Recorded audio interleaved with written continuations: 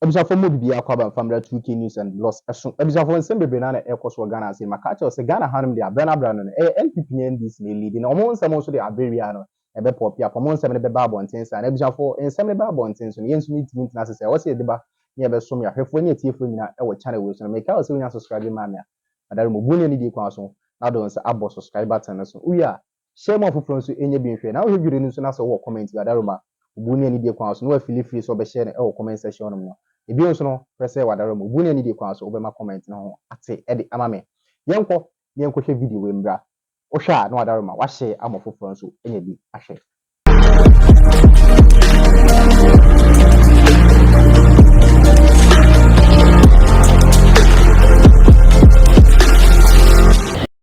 kwani muno ene se convoy no so edi benu kia track yi mu a kanana na ba ko atwa na nanu mo nsedo eti over sele na make no kia track ne de no apake na onu no nim se convoy ne ba enti no otisi kwani ma ne se convoy ne so ebeto no kanana na ekoye mpu a ema V8 no a na dikan ne de kose kia track na se ma V8 edidi eti so omde bobobobo omoto a munu no di na yesaka openi kwesi ata ono de munu no to na nanu mo nsedo enu no asrafo bambuko no na ba ono na oyedien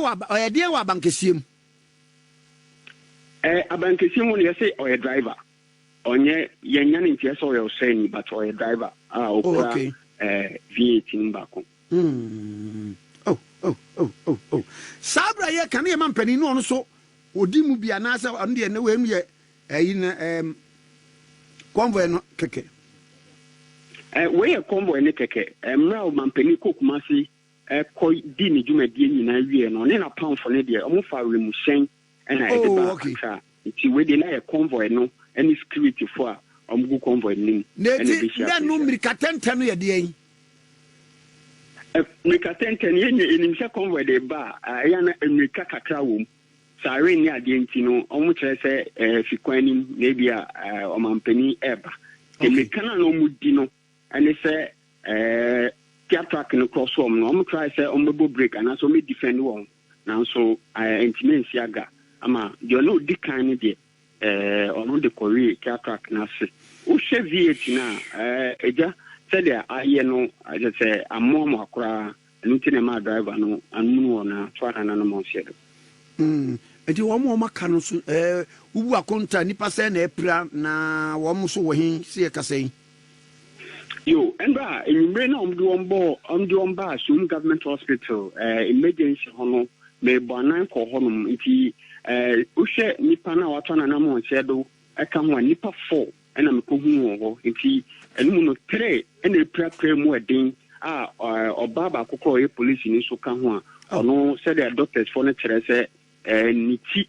fano aye no se nnim ya omtimi tadro no mdo onko eye nkan abankesim na doctors for kukudam enkojina no so na mo hye no nti enumre mu ho no eye chopper eye military for helicopter no ebe sisu hu ebe fa nipa yi edom eko akra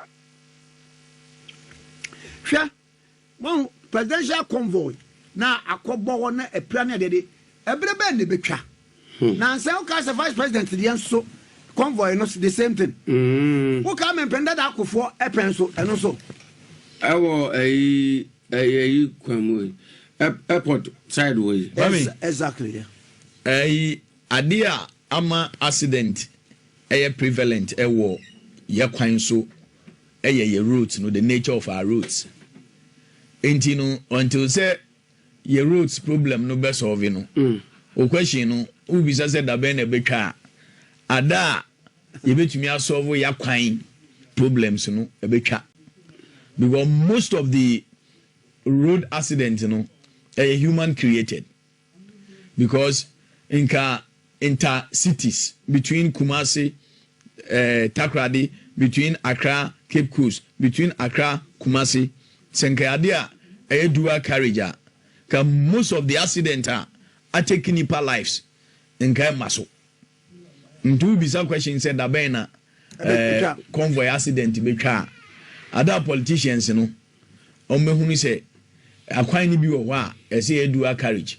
akwan ni bi wo a ese trem akwani bi o a ese ye solve portal problems no waguna what stadium we say ene betwa wo wa bo say car na ko park baby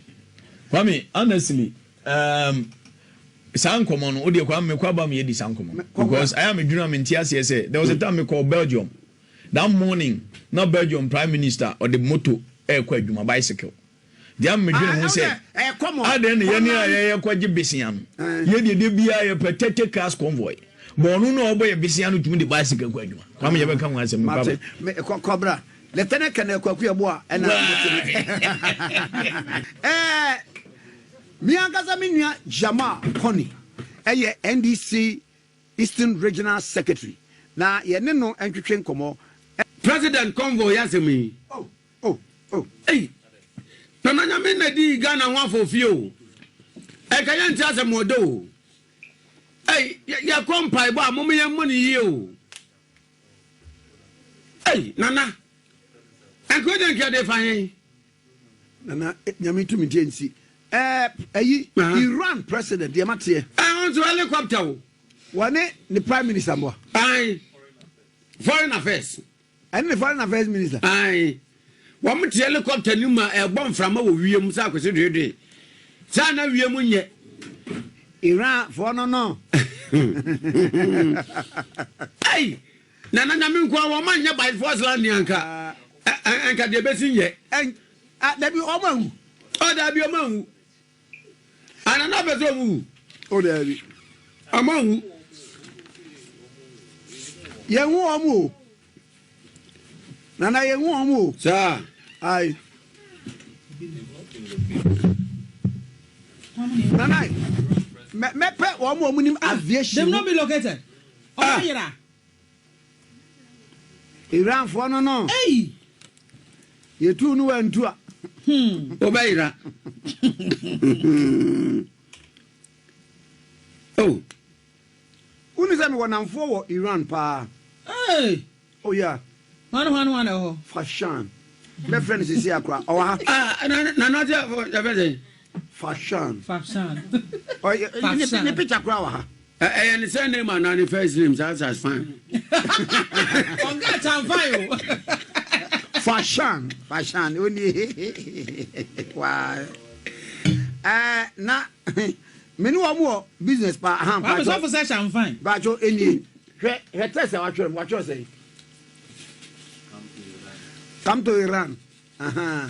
only fashion Iran I mean madam for pa no na ma ko Iran pay hey oh it's a very nice country nana se wo pe ade bi ti se wo me farming accident ye see na wo be say na wo teni say afa de dika no ma menchi ya watie fo no pay na me mo mabaso okay fe hoda man site ye won so na amasan so kasa na adwumade aboma Ghana man ofa no accident no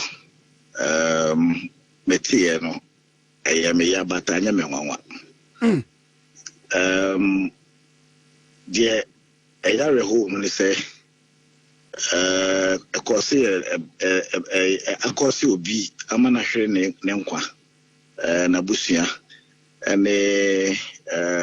entala yini na ya momo yako na the entire me say anya me nwanwa say ofa ohwe the history behind sa area na okay say first na ekwane nam chebia na accident test potrase ehona ko say eto half dia na unu say up to now no na no me fa ho still na sa na etie how aminem na how aminem ai na sharp curve entino say oye driver I won't share that fast akwa so a ubinya accident without knowing na the entire maker say anya me ngwa say President Akuffo Addo I had the service to Eastern region yen I free apuye mantemua I had a president free na so oni ending the year